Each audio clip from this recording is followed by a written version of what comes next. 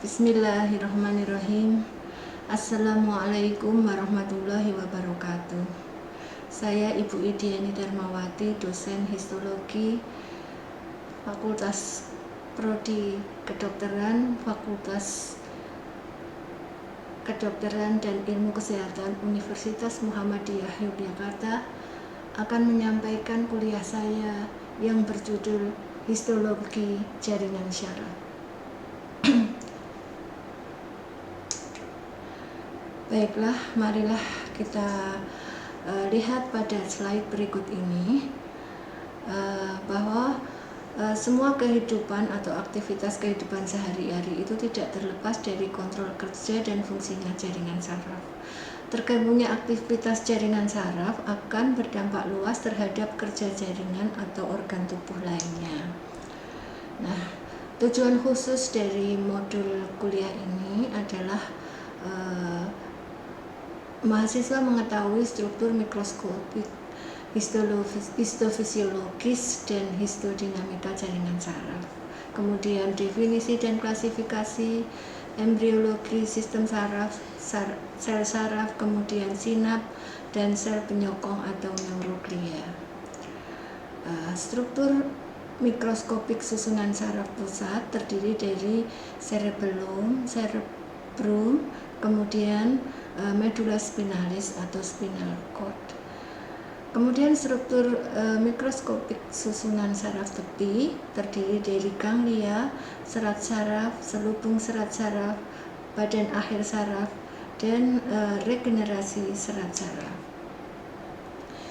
Definisi dari jaringan saraf atau nervus adalah salah satu dari 4 jaringan dasar dalam tubuh kita yang disusun oleh sel saraf atau neuron dan sel penyokong atau neuroglia yang berfungsi untuk komunikasi.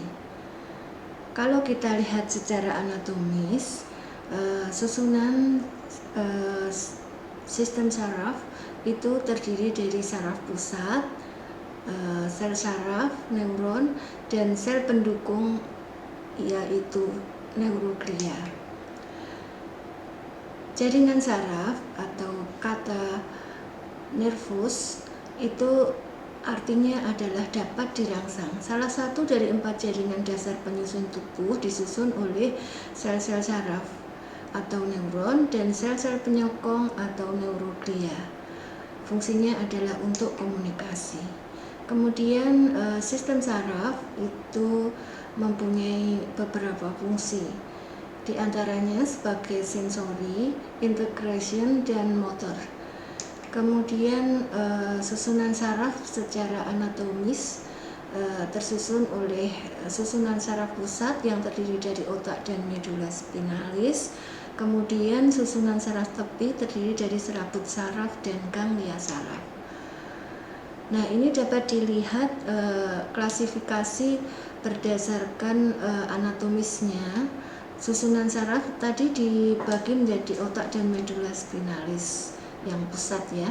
Kemudian yang tepi ada beberapa saraf kranialis. Ini secara anatomi akan dipelajari di anatomi ya. Kemudian secara fungsional sistem saraf dibagi menjadi sensoris dan motoris. Yang sensoris ada somatosensoris dan viscerosensoris, sedangkan yang motoris terdiri dari somatomotoris dan visceromotoris. Kemudian organisasi dari sel saraf ya. Sel saraf itu terdiri dari 2 sel, tipe sel, yaitu sel saraf atau neurositus dan sel penyokong. Sel-sel pada sistem saraf itu terdiri dari neuron, yaitu menerima, memproses, dan meneruskan stimulus eksternal, mengubah potensi listrik di permukaan dalam dan luar membran sel.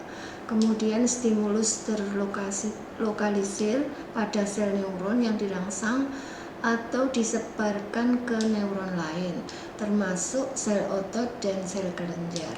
Kemudian juga mempunyai fungsi untuk melepaskan neurotransmitter. Kemudian fungsi dari Sel glia adalah mendukung dan memproteksi sel-sel neuron ikut terlibat dalam aktivitas nutrisi dan pertahanan saraf. Nah, kalau kita lihat gambarnya, satu sel saraf atau neurositus terdiri dari badannya ini disebut badan sel atau perikarion. Di dalam perikarion terdapat sitoplasma dan nukleus serta nukleolus. Di dalam sitoplasma ini terdapat misel body yang tidak lain adalah ribosom yang bebas yang berubah bercak-bercak kecil-kecil tersebar di sitoplasma. Kemudian di sel neuron itu juga terdiri dari satu buah akson yang panjang dan besar. Kemudian beberapa buah dendrit atau lebih dari satu dendrit ya. Jadi kalau akson itu cuma satu, kalau dendrit lebih dari satu. Kemudian neuroglia itu ada bermacam-macam ya. Ada mikroglia, ada sel ependim dan sebagainya. Itu terdiri dari perikarion dan prosesus atau juluran-juluran saraf. Nah, ini tadi yang saya uraikan di dalam gambar. Satu buah sel saraf itu terdiri dari ini, akson satu panjang, kemudian dendritnya lebih dari satu dan bercabang-cabang. Kemudian ada perikarion, sitoplasma, nukleus dan nukleolus. Nah, kalau kita uraikan, badan sel atau perikarion itu terdiri dari, ini merupakan pusat dari sel neuron. Kemudian fungsinya untuk menerima stimulus ya. Kemudian sifatnya binuklear, ganglia simpatis dan sensoris ya, termasuk ganglia yang simpatis dan sensoris. Kemudian organelnya terdiri dari badan misel atau misel body yang tidak lain adalah ribosom bebas. Kemudian ada retikulum endoplasma kasar dan ribosom yang menempel pada retikulum endoplasma. Kemudian dendrit ini bercabang-cabang, fungsinya menerima stimulus dari lingkungan, sel epitel sensoris dan sel neuron lain ya. Kemudian akson ini tidak bercabang, jumlahnya hanya satu, panjang dan besar. Ini fungsinya untuk membangkitkan dan meneruskan impuls saraf ke sel-sel lain atau sel saraf, sel otot dan sel kelenjar. Kemudian ada sinap itu merupakan ujung dari akson yang berhubungan dengan sel lain. Nah, kalau kita lihat sel neuron itu ya di sini misalnya yang terdapat pada cerebellum. Sel neuron pada cerebellum yang paling besar terdapat dalam lapisan ganglionara, yaitu sel Purkinje yang bentuknya seperti botol. Kemudian mempunyai akson yang panjang sampai ke lapisan yang paling luar dari korteks.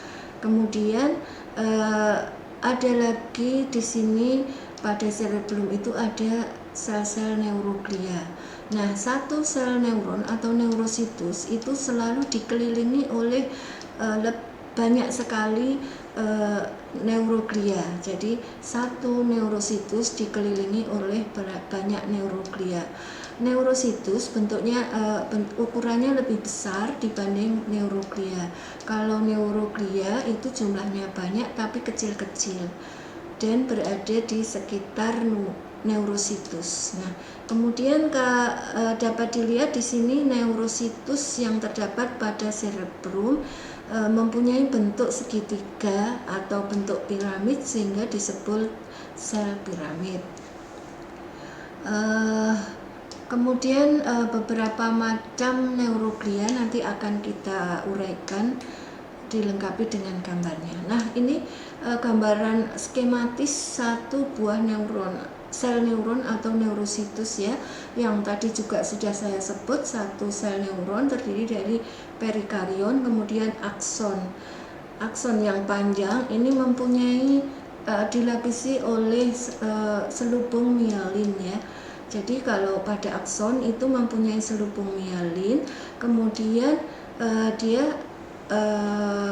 ada daerah tertentu atau titik tertentu di mana pada bagian itu tidak diselubungi oleh selubung mielin. Daerah itu atau titik tersebut disebut nodus Renvir. Nodus Renvir ini berfungsi untuk meloncatnya impuls dari nodus satu ke nodus yang lain, sehingga impulsnya atau rangsangan itu berjalan meloncat ya dari nodus satu ke yang lain sehingga berjalan cepat sekali. Ini sangat berbeda dengan yang pada dendrit. Kalau pada dendrit itu tidak mempunyai selubung mielin sehingga jalannya saraf atau impuls itu berjalan merambat sehingga lebih lambat dibandingkan dengan kalau pada akson. Kalau pada akson jalannya cepat sekali karena meloncat-loncat dari nodus satu ke nodus yang lain. Nah, ini tadi sudah saya uraikan di depan. Kemudian ciri-ciri dari sel saraf itu diferensiasinya itu paling tinggi, terutama pada masa-masa keemasan ya, pada bayi yang baru lahir, bahkan sejak di janin dalam kandungan sampai ke usia batita ya, itu perkembangannya sangat cepat sekali, mempunyai diferensiasi yang paling tinggi, kemudian tidak dapat membelah lagi kalau sudah rusak. Tidak bisa digantikan oleh neurositus yang lain, tidak bisa mengalami pembelahan, sehingga kita benar-benar harus menjaga sel saraf itu jangan sampai rusak ya. Kemudian jumlahnya diduga kurang lebih 14 miliar, jadi banyak sekali di dalam sel, di dalam otak sudah tercipta sekitar 14 miliar sel saraf. Kemudian secara histologis tadi juga sudah saya uraikan, terdiri dari badan sel, terus kemudian akson dan dendrit.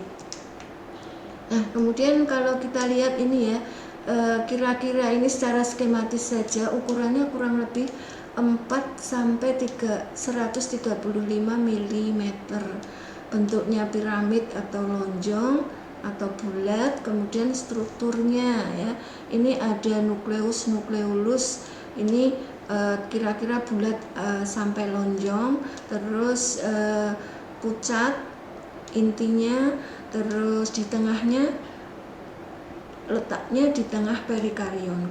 Kemudian di dalam sitoplasma terdapat organel badan inklusi.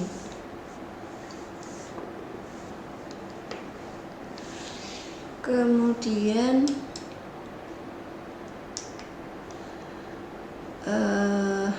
ini sifatnya organel yang ada di dalam sitoplasma yaitu sitoskeleton ya. Sitoskeleton terdiri dari neurofilamen dan mikrotubulus. Neurofilamen berfungsi sebagai sel penyokong, kemudian mikrotubulus ini untuk transportasi zat-zat makanan diangkut ke sel-sel yang lain. Kemudian ada aparatus Golgi, mitokondria, retikulum endoplasma yang ditempeli oleh nisel body. Jadi ada retikulum endoplasma kasar ditempeli oleh badan nisel atau ditempeli oleh ribosom. Kemudian sifatnya basofil, terdiri dari substansia tigroid ya. Kemudian ada juga sentriol, ini terdapat pada saat setelah lahir ini akan menghilang sentriol ini. Jadi pada saat janin ada sentriolnya, tetapi setelah lahir akan menghilang. Nah, ini gambaran dari sebuah neuron yang berhubungan dengan neuron-neuron lain.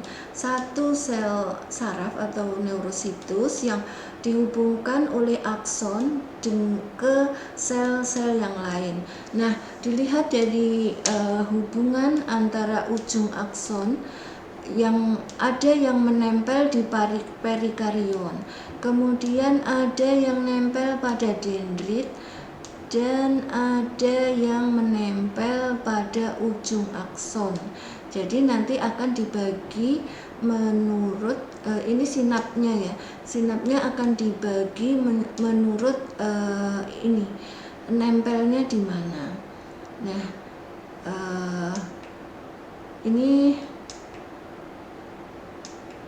Nah, ini juga yang tadi sudah saya jelaskan ya. Ini adalah perikarionnya, ini adalah akson, kemudian dendrit yang bercabang-cabang, jumlahnya lebih dari 1. Nah, ini adalah ujung akson yang nantinya akan menempel pada sel neuron yang lain. Nah, kalau kita lihat di mikroskop elektron dengan perbesaran yang sangat kuat, ini dapat kita lihat ya, ini adalah perikarionnya, nukleus, sitoplasma, organel berada di sini, kemudian ini adalah dendrit dan juluran-juluran sarafnya. Nah, ini dapat kita lihat hubungan beberapa sel saraf atau neurositus yang berhubungan dengan neurositus yang lain ya. Ini terdapat pada medula spinalis. Nah, kalau kita lihat jenis-jenis neuron, itu ada neuron sensorik, neuron penghubung, dan neuron motorik. Jadi dibagi menjadi 3 menurut fungsinya ya. Kemudian kalau jenis neuron berdasarkan morfologi, kalau tadi berdasarkan fungsi, kalau yang ini berdasarkan morfologi. Berdasarkan morfologinya, neuron itu dibagi menjadi neuron yang bipolar, bertipe bipolar, kemudian multipolar, dan pseudo unipolar. Bipolar itu mempunyai dendrit ya, kemudian di agak ke ujung itu bercabang 2, maka disebut neuron yang bertipe bipolar. Kemudian yang di bawah ini adalah akson.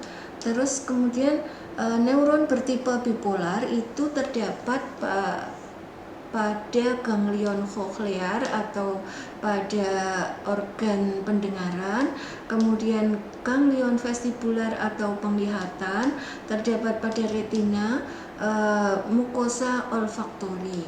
Kemudian tipe yang bipolar yaitu yang dendritnya banyak sekali, semua berpangkal pada perikarion ya. Jadi dendritnya ini banyak sekali ya. Ini sehingga karena banyak semua berpangkal pada perikarion, sehingga disebut neuron yang bertipe multipolar. Nah, kemudian ini adalah aksonnya. Ini mayoritas neurositus atau sel saraf itu bertipe multipolar ya. Jadi terdapatnya ya di selain dari ini tadi, selain dari yang terdapat bipolar ini, selain dari ganglion koklear, ganglion vestibular, retina, mukosa olfaktori, dan selain dari ganglion spinalis serta ganglion kranial. Itu hampir semuanya bertipe multipolar. Nah, kemudian neuron yang bertipe pseudo unipolar yaitu di mana pada ujung dendritnya itu bercabang banyak. Jadi sebenarnya dia itu dendritnya cuma 1, tapi pada ujungnya itu bercabang banyak, maka disebut pseudo unipolar. Jadi seperti satu dendrit, padahal sebenarnya banyak dendrit ya, sehingga disebut pseudo unipolar. Nah, yang di bawah ini adalah aksonnya. Neuron yang bertipe pseudo unipolar ini terdapat pada ganglion spinalis, ganglion kranial. Nah, kalau kita lihat struktur neuron pada manusia atau pada vertebrata, ini dapat kita lihat ya. Jadi ada akson, ini yang putih-putih ini adalah selubung mielin, kemudian yang lekuan ini yang daerah titik-titik tanpa selubung myelin ini adalah nodus Renville-nya. Kemudian arah stimulus atau impulsnya itu dari perikarion yang sel neuron sini sampai ke ujung sini. Nah, sampai sinap. Sinap itu adalah ujung akson. Nah, ini menempel pada perikarion. Ini tipe yang menempel pada karion, pada perikarion. Nah, kemudian neuron yang di sini dari pangkal perikarion selanjutnya di sini disebut neuron pasca sinap karena sudah menerima impuls dari sel yang pertama. Kemudian sel yang pertama yang memberi impuls lewat akson diberikan ke sel yang kedua, maka disebut neuron prasinap. Jadi ada dua tipe, yaitu ini yang memberi nempel di perikarion sel selanjutnya disebut neuron prasinap, sedangkan neuron yang menerima tempelan dari ujung akson atau sinap dari sel lain yang pertama itu disebut neuron pasca sinap. Nah, kalau kita lihat perbesaran yang sangat kuat dari sebuah akson ini ya, satu akson itu diselubungi ini oleh selubung myelin yang putih ini. Semakin tua usia sel, semakin tua usia neuron, berarti semakin tua juga aksonnya, maka akan semakin banyak ini selubung myelinnya yang melingkar-lingkar ini semakin tebal ya. Ini yang ungu ini adalah nukleus atau inti sel swan. Nah, sel swan inilah yang akan membentuk selubung myelin ini yang terdapat pada neurositus pada sistem saraf pusat ya. Jadi pada sistem saraf pusat itu selubung myelin dibentuk oleh sel swan. Nah, sekarang kita lanjut ke perikarion atau badan selnya ya, bukan badan nisel tapi badan sel. Jadi dibedakan, kalau badan nisel atau nisel body itu tidak lain adalah ribosom. Kalau badan sel itu sel yang tanpa julurannya tadi, seperangkat itu disebut perikarion. Nah, perikarion itu dibentuk oleh inti dan sitoplasma tadi ya, seperti gambarnya yang sudah berulang-ulang saya tayangkan. Kemudian di dalam inti terdapat DNA yang merupakan pembawa sifat keturunan. Nah, kemarin sudah belajar tentang sitologi, kita sudah banyak membicarakan tentang struktur sel, bahwa terutama struktur sel eukariotik itu yang mempunyai membran inti, maka pembawa sifat keturunan atau material genetik itu terkemas di dalam inti ya. Kemudian di dalam sitoplasma terdapat berbagai organel dan badan inklusi. Ukurannya perikarion itu sangat beragam, antara 4 sampai 135 mikrometer. Kemudian bentuk bervariasi ya, ada yang berbentuk piramid, lonjong, bulat, dan sebagainya. Nah, ini gambar dari sebuah sel saraf. Ini juga ya, tadi sudah saya jelaskan. Nah, kemudian kita lanjut ke sitoplasma yang ada di dalam sel saraf. Apa saja yang terdapat di dalam sitoplasma sel saraf tersebut, yaitu terdiri dari ini struktur yang terdapat di dalam sitoplasma itu diperlukan untuk mempertahankan kehidupan dan menjalankan fungsi-fungsi sel secara keseluruhan. Kemudian badan inklusi atau inklusiones itu ya struktur yang terdapat di dalam sitoplasma yang dipergunakan sebagai tempat penyimpanan zat-zat atau substansi tertentu. Ini merupakan hasil metabolisme dari sel-sel tersebut. Kita harus dapat membedakan antara organel dan badan inklusiones. Kalau organel itu selalu terdapat di dalam sel, sedangkan inklusiones itu tidak selalu terdapat di dalam sel, dan seandainya ada di dalam sel, maka jumlahnya atau kualitasnya itu berbeda-beda antara sel yang satu dengan sel yang lain. Ini sudah kita pelajari tentang pada sitologi kemarin ya. Kemudian organel lain yaitu yang terdapat di dalam sel saraf itu sitoskeleton, aparatus Golgi, dan mitokondria. Kemudian ada badan sel yang terdapat di retikulum endoplasma kasar, dan ada juga retikulum endoplasma yang mempunyai ribosom. Ada yang ribosom bebas, ada yang ribosom yang menempel pada retikulum endoplasma kasar. Nah, ini bagian dari struktur sel. Kemarin kita telah belajar sitologi, tentunya kita tidak asing lagi ya. Saya kira hampir sama ya struktur antara sel satu dengan yang lain. Cuman kalau di sel saraf itu dilengkapi ini dengan adanya akson tadi, dan juga adanya dendrit atau juluran-juluran saraf tersebut. Kemudian organel-organel yang terdapat di perikarion. Perikarion itu ini ya, satu bangunan ini tanpa akson, tanpa dendrit. Ini yang disebut perikarion. Terdiri dari sitoplasma, nukleus, nukleolus, dan organel-organel serta inklusiones yang ada di dalamnya. Nah, saya kira untuk struktur sel saraf itu yang hampir sama dengan sel-sel yang lain, terutama ciri yang paling khas yaitu yang tidak dimiliki oleh sel-sel lain, adanya akson dan dendrit tadi ya. Mengenai nukleus, nukleolus, sitoplasma, kemudian organelnya, mitokondria, aparatus Golgi, lisosom, ribosom, semuanya hampir sama. Cuman mungkin komposisinya atau kualitasnya atau kuantitasnya yang berbeda antara sel satu dengan yang lain. Ini kalau kita lihat ada semua ya, para aparatus Golgi, mitokondria dan sebagainya ada di sel saraf.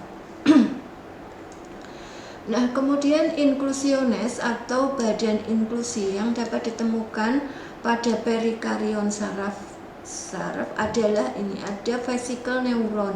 Ini mengandung neurotransmitter dan enzim-enzim.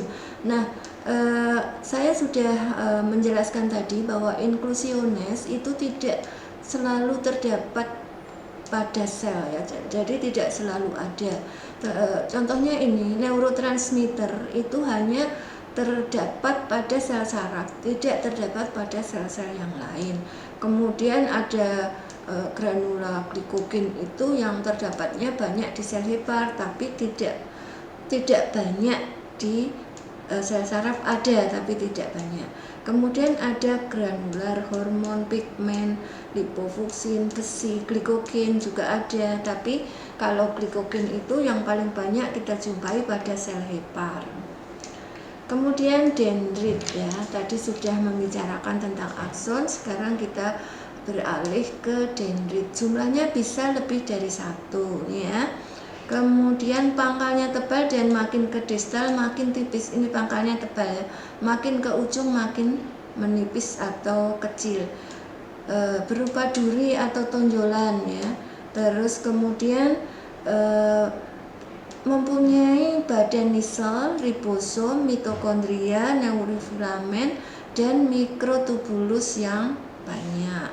Kemudian fungsinya menerima rangsang saraf dari akson dan meneruskannya ke perikarion. Jadi dari akson dari sel lain ada nanti yang nempel di ujung dendrit ya, salah satunya. Kemudian respon atau impuls itu akan dialirkan dari ujung dendrit ke perikarion.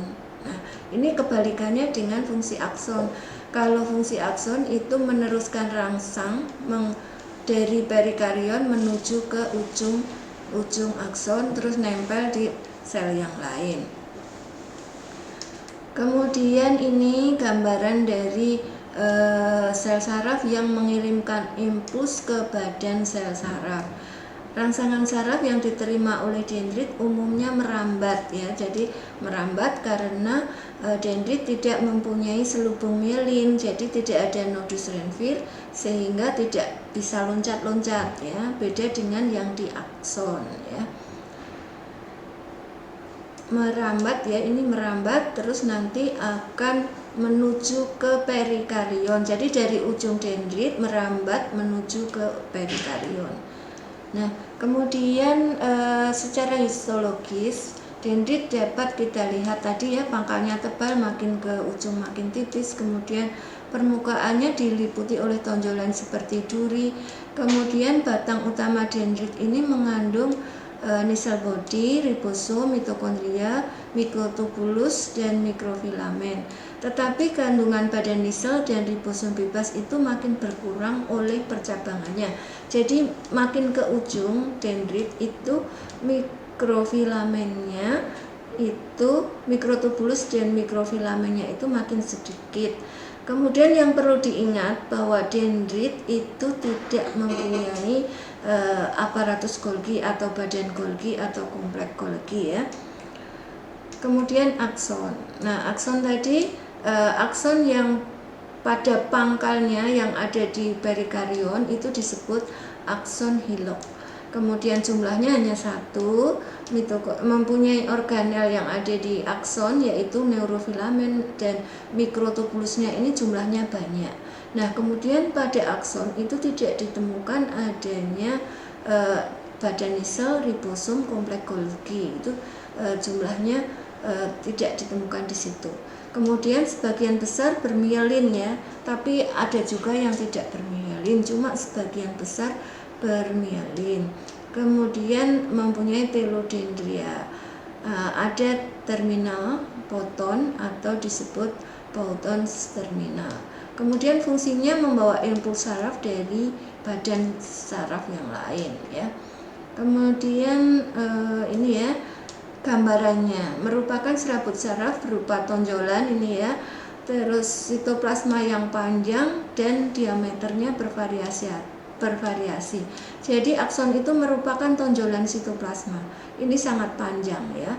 Terus akson itu berasal dari daerah berbentuk piramid ya ini ya. Jadi pada perikarion ada daerah yang berbentuk piramid, ini sebagai pangkal akson. Kemudian akan bermuara di perikarion. Kemudian secara histologis ini akson mempunyai pangkal yang disebut akson hilok tadi. Umumnya lebih tipis atau halus dan jauh lebih panjang daripada dendrit. Kemudian memiliki sitoplasma yang disebut aksoplasma yang diselimuti oleh membran sel yang disebut aksolema. Jadi istilah sitoplasma di dalam sel saraf itu disebut aksoplasma. Kemudian membran selnya disebut aksolema. Ini menyelubungi sel. Kemudian aksoplasma itu mengandung neurofilamen, mikrotubulus, dan mitokondria. Kemudian akson tidak terdapat badan nisel ya. Pada akson itu tidak terdapat badan nisel, ribosom, RE, dan KG. Kemudian sepanjang akson terdapat percabangan yang disebut akson kolateral. Kemudian dendrit dan akson ini disebut serat saraf atau prosesus ya. Jadi dendrit dan akson ini merupakan tonjolan ya, atau disebut prosesus. Saraf atau nervus itu merupakan sekelompok serat saraf, biasanya berisi serat sensorik dan motorik yang dikelilingi oleh jaringan penunjang atau sel penunjang atau neuroglia tadi. Kelompok serat saraf yang tidak dikelilingi oleh neuroglia itu disebut traktus ya.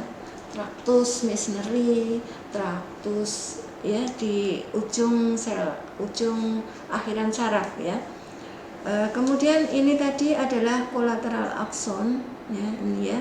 Kemudian ini adalah neuromuskular junction ya. Jadi pada ujung akson tadi kan terdapat sinap-sinap yang tadi nantinya akan menempel pada sel yang lain. Nah, ini disebut new neuromuscular junction. Ini hubungannya itu disebut itu. Kemudian akson itu sebagian besar bermielin, tetapi ada yang tidak bermielin. Selubung mielin bukan merupakan bagian dari neuron, tetapi merupakan bagian dari selubung neuron, ya, bukan sitoplasmanya, tapi selubungnya. Kemudian selubung mielin hanya ada pada akson dan tidak terdapat pada dendrit. Nah, ini gambaran perkembangan dari selubung mielin. Ini pada sel yang masih muda itu baru mulai berbentuk selubung mielin yang berasal dari sel Schwann. Ini inti sel Schwann ya, letaknya berada di tepi. Nah, kemudian semakin berkembang maka sel Schwann tadi akan membentuk ini lamela-lamela. Nah, lamela-lamela ini yang akan menyelubungi akson tadi ya. Namun ada bagian tertentu yang tidak diselubungi yang disebut nodus Ranvier tadi. Kemudian pada sistem saraf pusat itu pembentukan mielin dan mielinisasi pembentukan kemudian menjadi selubung dilakukan oleh oligodendrosit ya, oleh oligodendrosit. Kalau sistem saraf tepi itu sel Schwann atau neurolema itu akan membentuk selubung mielin. Jadi saya tegaskan kembali, kalau di depan tadi saya salah menyebutkan maka saya ralat. Jadi yang sistem saraf pusat itu selubung mielin dibentuk oleh oligodendrosit, sedangkan sistem saraf tepi selubung mielin dibentuk oleh sel Schwann. Nah, ini gambaran dari oligodendrosit yang membentuk selubung mielin. Kemudian ini adalah sel Schwann yang membentuk selubung mielin. Ini pada saraf tepi, kalau yang di atas ini pada saraf pusat. Nah, kemudian dengan mikroskop cahaya terlihat serat saraf bermielin itu, maka sudah tentu itu adalah akson ya. Jadi yang mempunyai mielin itu cuma akson. Maka kalau dengan mikroskop cahaya itu sudah terlihat adanya selubung mielin, berarti juluran itu adalah akson ya. Bila serat sarafnya tidak bermielin, maka itu adalah dendrit. Nah, pada ujung ranting aksonal itu memperlihatkan pembengkakan kecil yang disebut boutons termina atau banyak mengandung vesikel berisi neurotransmitter. Ini tidak terdapat pada sel-sel yang lain ya. Jadi khas dari sel-sel saraf tersebut. Nah, kalau kita lihat ujung akson ya, ujung akson ini ada terminalnya yang disebut terminal boutons tadi. Kalau kita kuatkan akan nampak gambaran seperti ini ya. Ini adalah sinap terminal bouton tadi yang menempel pada perikarion dari sel-sel yang lain. Nah, ini tadi akson-akson tadi membawa transmitter ya, neurotransmitter yang nantinya ini nempel tuh di sel yang lain, kemudian neurotransmitter ini akan diberikan ke sel yang lain ya melalui peristiwa endositosis. Nah, kemudian selubung mielin itu berperan dalam mengisolasi suatu sel saraf sehingga impuls suatu neuron tidak mempengaruhi neuron di dekatnya. Jadi berfungsi sebagai isolator. Kemudian sepanjang akson itu selubung mielin terputus-putus. Nah, terdapat celah tadi ya yang disebut nodus Ranvier. Ini fungsinya untuk mempercepat penghantaran impuls karena akan meloncat dari nodus satu ke nodus yang lain. Kemudian fungsi akson yang lain yaitu meneruskan atau menyalurkan rangsang saraf ke neuron lainnya, serat otot atau ke sel kelenjar. Nah, ini gambarannya ya. Jadi ada satu sel saraf, ini adalah aksonnya, nantinya akan nempel di perikarion atau ujung dendrit dari sel lain. Ada juga yang menempel di akson ya. Nah, kemudian aliran pada akson itu proses pengangkutan dalam akson disebut transportasi aksonal. Jadi proses pengangkutan neurotransmitter tadi ya dalam akson maka disebut transportasi aksonal.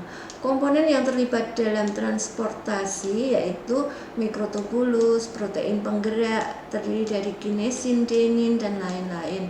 Kemudian vesicle transport itu berfungsi sebagai kontainer atau tempat ya mengangkut protein, glikoprotein, faktor pertumbuhan, sel saraf, kemudian neurotransmitter dan lain-lain.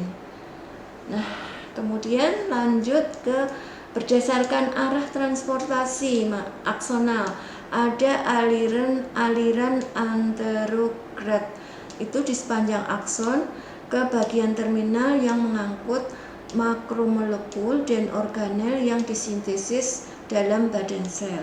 Kemudian ada aliran retrograd yaitu arahnya berlawanan membawa sejumlah molekul ke perikarion ya. Harap diingat ada anterograd dan aliran retrograd. Nah, ini gambaran dari vesicle ini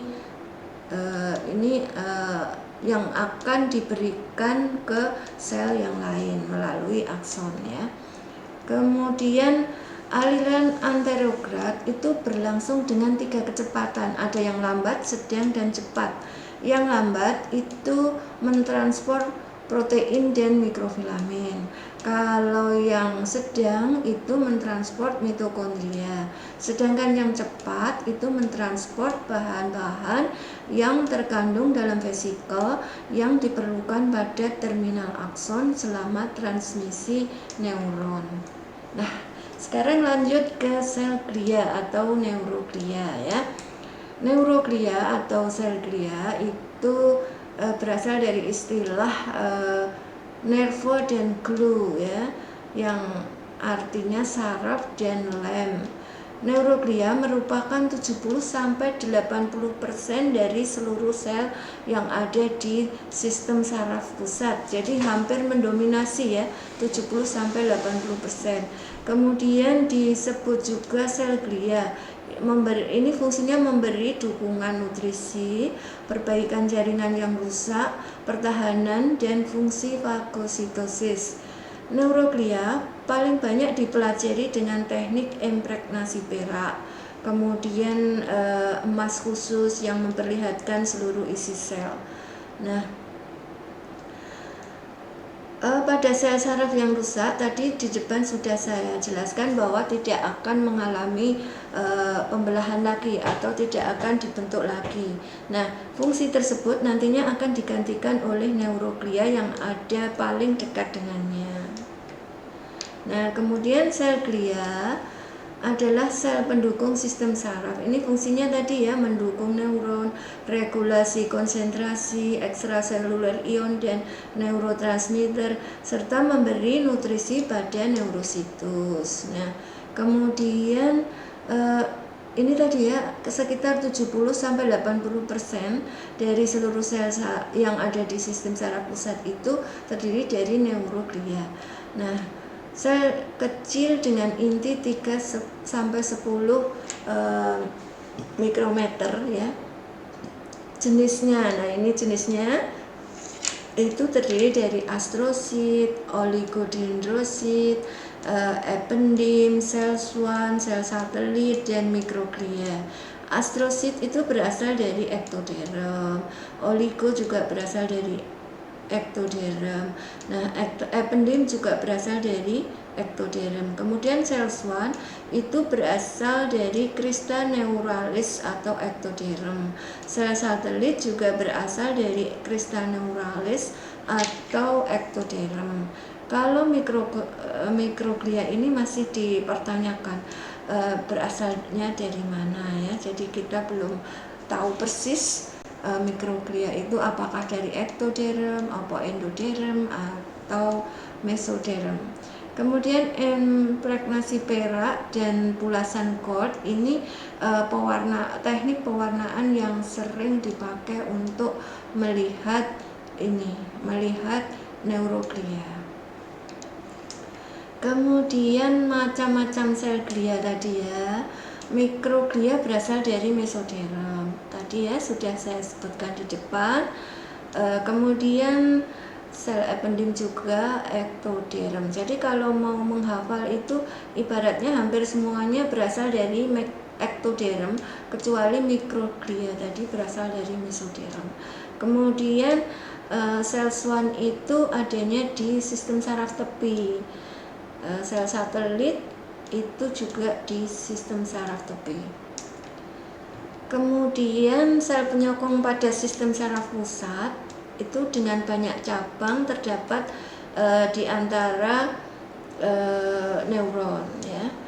Sel-sel ini tidak mengantar impuls dan secara morfologik dan fungsional berbeda dengan neuron. Jadi dia tidak mengantarkan impuls. Ukurannya lebih kecil dari neuron dan inti terpulas gelap. Ukurannya lebih kecil tapi jumlahnya banyak ya. Karena satu neuron bisa dikelilingi oleh banyak sekali neuroglia. Jumlahnya 10 kali dari jumlah neuron ya. Jadi sekitar satu neuron itu dikelilingi sekitar 10 neuroglia. Ada 4 jenis tadi ya, dari astrosit, oligodendrosit, mikroglia, sel ependim ya. Kemudian kalau kita lihat asalnya atau jenisnya ini ada dari sel glia ya, dari sel glia ini yang ada di perifer yang sistem saraf tepi, kemudian ini yang ada di sistem saraf pusat ya. Ini misalnya yang di sistem saraf tepi itu ada sel satelit dan sel Schwann. Nah, sel satelit ini akan memberi support atau dukungan pada sel bodi. Kemudian kalau sel Schwann tadi ya akan membentuk selubung mielin pada sistem saraf tepi. Kemudian juga membentuk neurotropik faktor, ini berfungsi mengeluarkan sekret neurotropik faktor. Nah, kemudian kalau kita lihat di saraf pusat, maka oligodendrosit tadi yang akan membentuk selubung mielin. Kemudian ada astrosit yang akan mensupport, kemudian blood barrier ya, kemudian mengeluarkan sekret neurotropik faktor, kemudian untuk neurotransmitter ya, terutama kalium plusnya. Kemudian juga akan membentuk ini ya. Kemudian sel ependim atau neuroglia yang ada di sistem saraf pusat itu berfungsi sebagai barier yang menyelubungi kanalis sentralis pada medula spinalis itu ya. Saluran kanalis sentralis itu dibatasi oleh epitel, sel-sel epitel atau neuroglia yang disebut ependim. Ini bentuknya kuboid, hanya satu lapis. Nah, kalau kita lihat ini daftar daftar rekapitulasi ya. Ini ada jenis sel glianya, asalnya, lokasi, kemudian fungsinya. Tadi saya sudah menjelaskan satu persatu ya.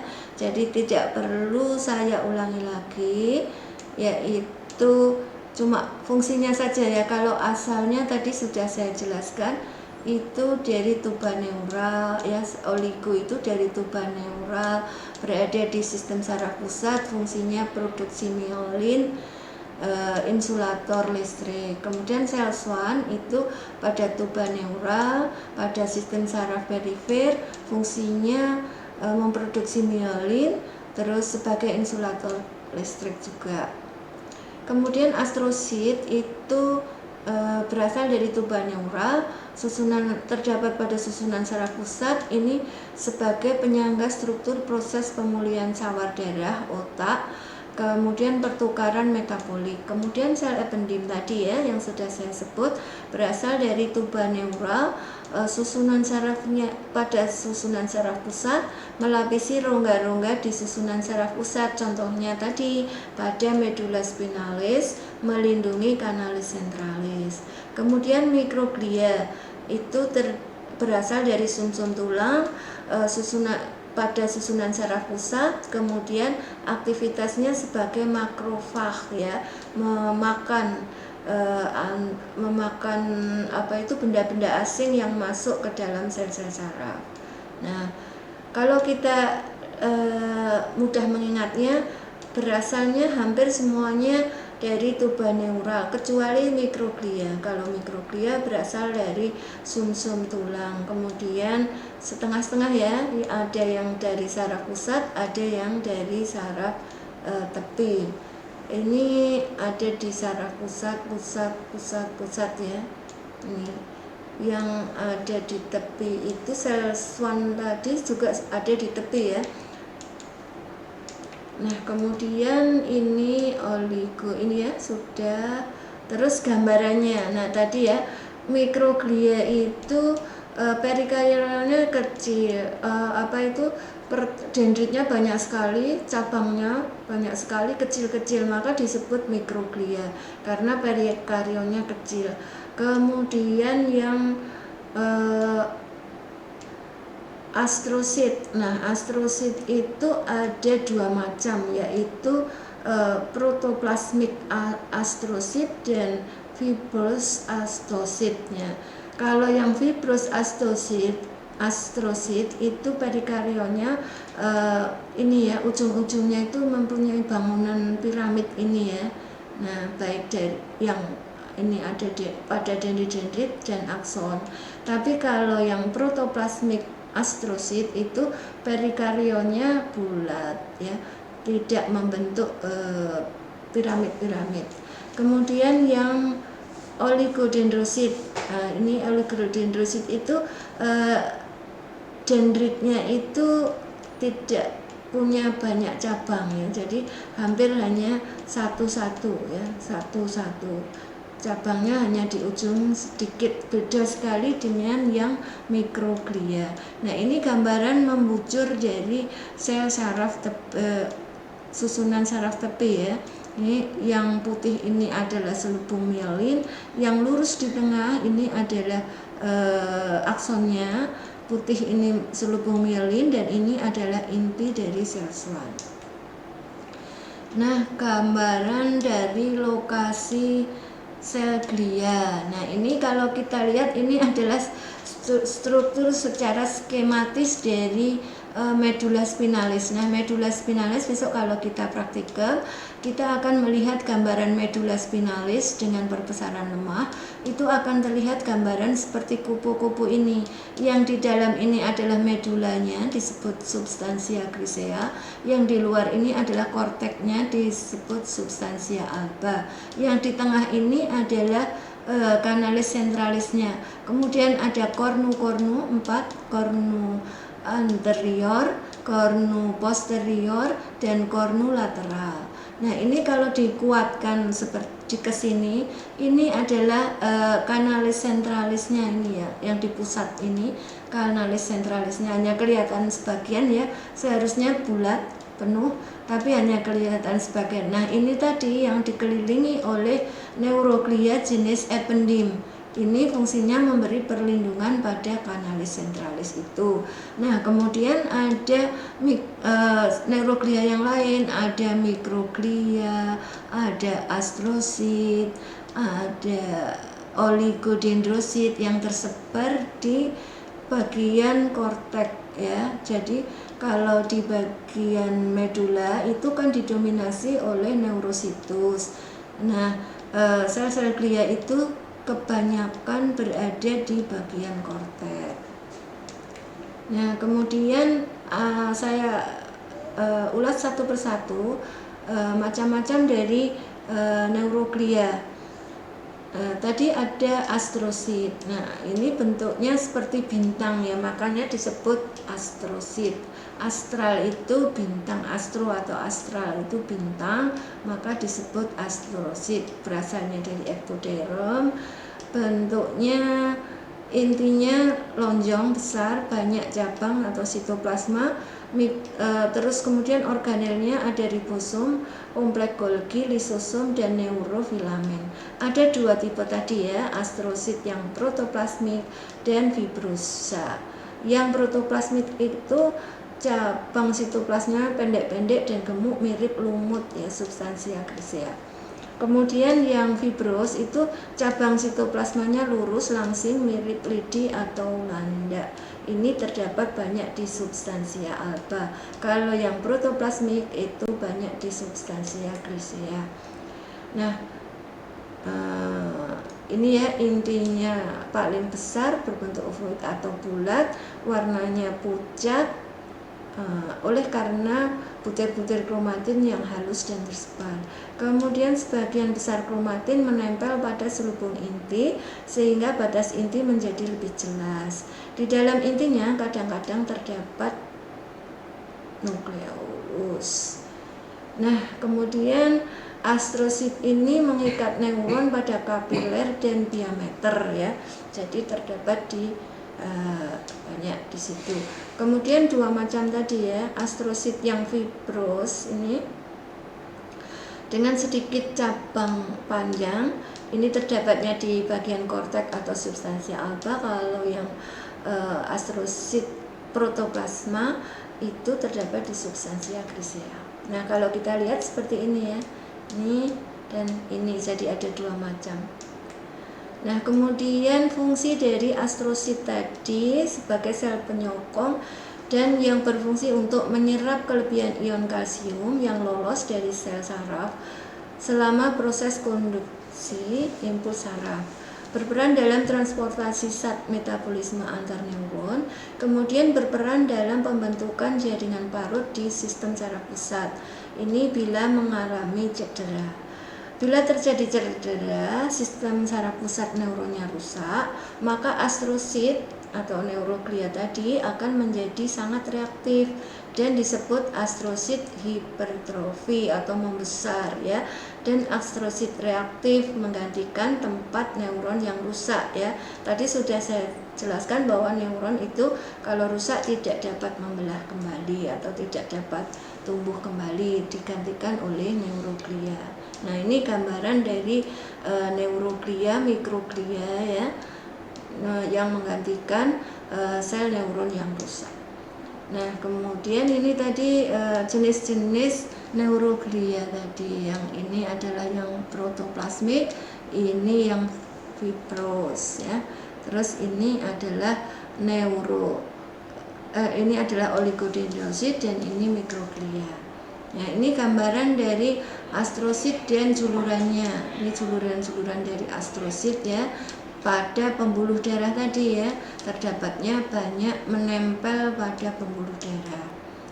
Nah, kemudian oligodendroglia atau oligodendrosit ini mempunyai gambaran histologis yang lebih kecil dari astrosit. Cabang sitoplasma lebih sedikit. Oligo itu sama dengan sedikit. Dan pendek, mengandung ribosom, kompleks Golgi, mikrotubulus, dan neurofilamen. Terdapatnya di substansia grisea dan alba. Kalau yang tadi hanya terdapat di alba ya. Kalau ini di grisea dan alba. Fungsinya sebagai penyokong membentuk selubung mielin di sistem saraf pusat.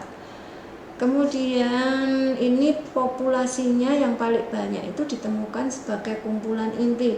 Jadi kalau kita lihat di mikroskop itu banyak sekali kelihatan warnanya lebih gelap ya dengan bagian dari sel yang lain. Kemudian ukurannya lebih kecil daripada astrosit. Inti yang terbentuk bulat dan ovoid ini berwarna lebih gelap ya, karena kromatinnya lebih padat. Kadang-kadang dalam intinya dapat ditemukan nukleolus pula, memiliki cabang-cabang yang membungkus akson dan menghasilkan selubung. Nah, fungsinya tadi membentuk selubung mielin di SSP, sistem saraf pusat ya, dan sebagai sel penyokong. Cabang sitoplasma yang serupa daun dari badan-badan sel meluas mengitari serat-serat saraf secara spiral. Kemudian setiap oligodendroglia mempunyai beberapa cabang sehingga dapat membentuk sarung-sarung mielin di sekitar beberapa serat-serat saraf yang berdekatan. Kemudian selanjutnya yaitu mikroglia. Mikroglia ini berasal dari mesoderm. Gambaran histologisnya, selnya kecil, badan sel gepeng dengan inti yang sukar dililit ya. Kemudian sitoplasmanya bercabang besar. Cabang primer yang kemudian dari cabang primer bercabang-cabang lagi, cabang-cabang ini saling tegak lurus. Terdapat di substansia alba dan grisea. Fungsinya sebagai fagositosis, yaitu memakan benda-benda asing yang masuk ke dalam sel saraf ataupun memakan sel-sel yang sudah mati untuk kemudian akan diproses menjadi sel-sel yang baru. Kemudian mikroglia ini berasal dari jaringan mesenkim. Sel ini dapat dibedakan dengan yang lain karena terbentuk intinya yang memanjang. Kemudian padat dengan butir-butir kromatin yang tersebar rata. Selnya kecil dengan cabang-cabang pendek, kadang-kadang masih dapat terlihat sitoplasma di sekitarnya. Kemudian terlibat dalam reaksi peradangan dan perbaikan sistem saraf pusat, menghasilkan dan melepaskan protease netral dan radikal oksidatif. Kemudian jika teraktivasi, mikroglia akan bekerja sebagai sel penyaji antigen. Sel ini menskresi sitokin pengatur imun dan mengeluarkan debris sel yang disebabkan oleh kerusakan sistem saraf pusat. Fungsinya sel mikroglia sebagai fagositosis tadi ya, memakan benda-benda asing dan sel yang sudah mati, akan memfagus ini ya, jaringan yang nekrotik itu yang sudah mati sehingga daerah tersebut menjadi bersih. Nah, ini gambaran dari mikroglia yang ada di dalam sel saraf. Kemudian sel ependim tadi ya, melapisi ventrikel otak dan kanalis centralis medulla spinalis. Gambaran histologisnya, selnya itu silindris rendah atau kuboid ya, tadi sudah saya tayangkan gambarnya. Permukaannya terdapat silia dan mikrofili, membentuk epitel plexus choroideus. Kemudian berbentuk sendi pendek yang melapisi ventrikel otak dan kanalis centralis medulla spinalis. Mirip spongioblas diketemukan di antara sel-sel neuglia yang lain. Inti yang paling kecil berbentuk bulat dan lebih padat susunan kromatinnya. Kemudian fungsinya sebagai sel penyokong, sebagai sel pembatas perongga sistem saraf pusat, terus sebagai sel epitel plexus choroideus melapisi plexus choroideus. Nah, ini gambaran dari neuroglia ya. Ada astrosit, oligodendrosit, terus mikroglia ya. Ini adalah neurositusnya. Sedangkan yang mengelilingi ini adalah beberapa mikroglia. Tadi sudah saya utarakan bahwa satu neurositus itu paling tidak dikelilingi oleh sekitar 10 dari neuroglia. Jadi jumlah neuroglia kira-kira 10 kali lipat jumlah neurositus. Nah, ini gambaran dari sel macam-macam sel neuroglia. Ada astrosit, oligodendrosit, mikroglia, dan sel ependim ya. Kemudian neuroglia pada sistem saraf tepi itu yang terdapat sebagai sel penyokong. Kemudian sel-sel ini tidak mengantar impuls dan secara morfologik dan fungsional berbeda dengan neuron. Ada dua jenis tadi ya pada sistem saraf tepi, yaitu sel satelit dan sel Schwann. Sel satelit ini berupa sel-sel kuboid kecil yang mengelilingi sel saraf pada ganglia. Kemudian sel Schwann itu membungkus dan berada di sepanjang akson. Nah, nanti kita pada saat praktikum akan melihat penampang lintang ganglion spinale dan ganglion simpatikum. Nah, di sini akan ditemukan banyak sekali sel satelit yang mengelilingi satu neurositus atau mengelilingi satu ganglion ya. Juga dapat kita lihat sel Schwann pada penampang bujur sistem saraf tepi. Nah, kemudian ini gambarannya satu neuron dikelilingi oleh banyak sel satelit ini ya. Ini sel neurositusnya yang kuning dikelilingi oleh atau ditempeli oleh banyak sekali sel satelit. Sel satelit ini sebagai neuroglianya. Nah, kemudian sel Schwann ini memiliki fungsi yang sama dengan oligodendrosit, namun letaknya di sistem saraf tepi. Kalau oligodendrosit tadi pada sistem saraf pusat. Ini fungsinya membentuk myelin di sekeliling satu segmen dari akson. Nah, ini ya gambarannya adalah sel Schwann ini ya. Sel Schwann ini terlihat jelas intinya membentuk selubung myelin yang menyelubungi sebuah akson ya. Nah, kemudian sel satelit tadi ya mensupport ganglia. Ada ganglion spinale dan ganglion simpatikum. Nanti akan kita lihat. Kemudian aktivitas neuron berdasarkan aktivitasnya dan berdasarkan jumlah culurannya tadi sudah saya singgung, ada unipolar, bipolar, dan multipolar ya. Ini tadi sudah saya sebutkan yang dengan gambar ya. Neuron multi. Jadi kebanyakan neuron itu adalah bertipe multipolar selain yang ada di ini ganglion vestibular, koklear, olfaktoris yang bipolar ya. Kemudian yang unipolar itu pada masa embrio. Nah, selain itu hampir semuanya multipolar. Nah, ini gambarannya tadi juga sudah saya tayangkan gambarnya. Nah, kemudian yang pseudo unipolar tadi neuron ini ya, terdapat neuron unipolar atau pseudo unipolar itu terdapatnya pada masa embrio dan ganglion kraniospinal. Ini memiliki satu cabang dekat perikarion. Ini ya. Jadi ada satu cabang di dekat perikarion. Kemudian yang bipolar tadi terbentuk sel saraf berbentuk kumparan dengan dua juluran yang masing-masing keluar dari ini ya, masing-masing keluar dari perikarion ya. Terdapatnya di ganglion vestibular, koklear, dan olfaktori.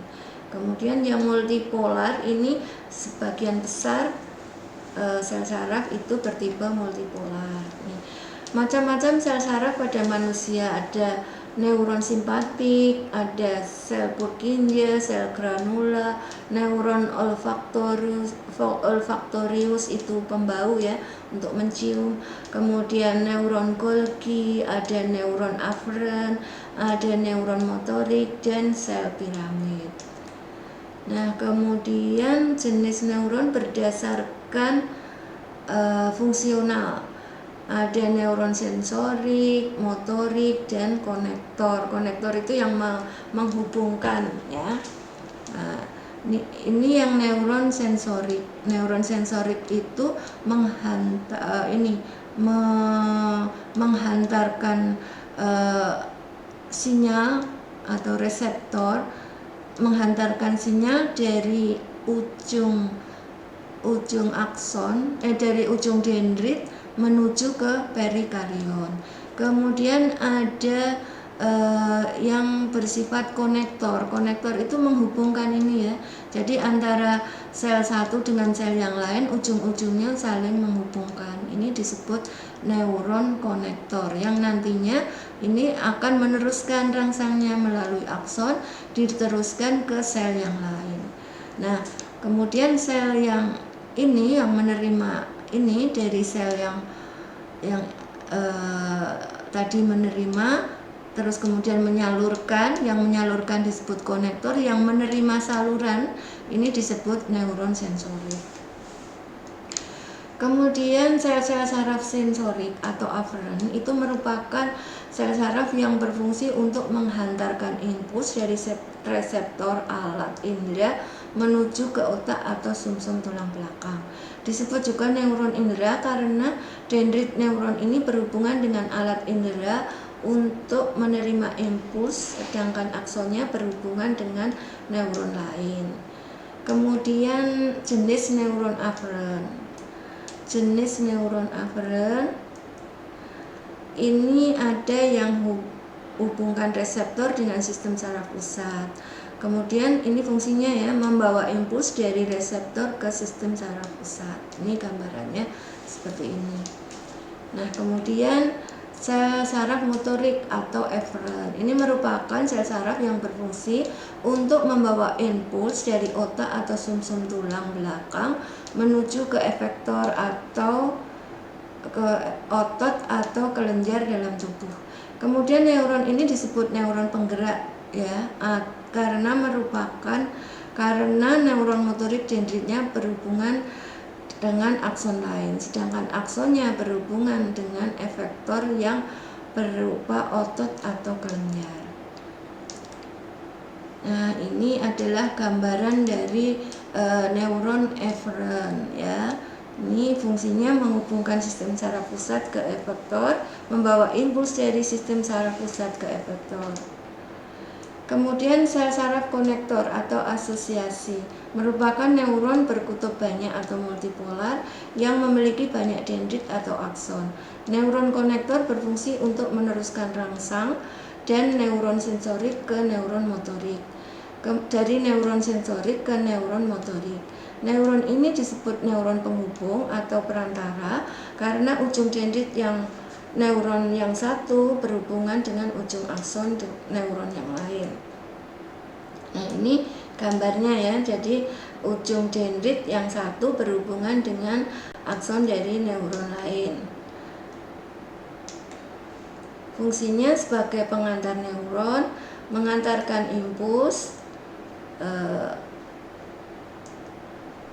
mengantar impuls dari neuron aferen ke neuron eferen ya. Jadi ada dua. Nah, ini gambaran dari motor neuron motorik yang multipolar. Ini neuron sensorik dan ini adalah interneuron multipolar ya gambarannya. Ini. Jadi tipe-tipenya kalau ini kecil, aksonnya kecil panjang. Kemudian sinap, ini tempat bertemunya satu neuron dengan neuron lain atau disebut sinap. Sinap terdiri dari presinap dan paskasinap. Presinap itu yang mengirim pesan, kalau paskasinap itu yang menerima pesan.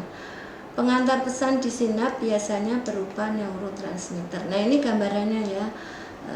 Ini adalah sinapnya. Ini sinapnya, ini sinapnya, ini yang mengantar pesan, ini yang menerima ya, atau ini juga yang mengantar, ini yang menerima.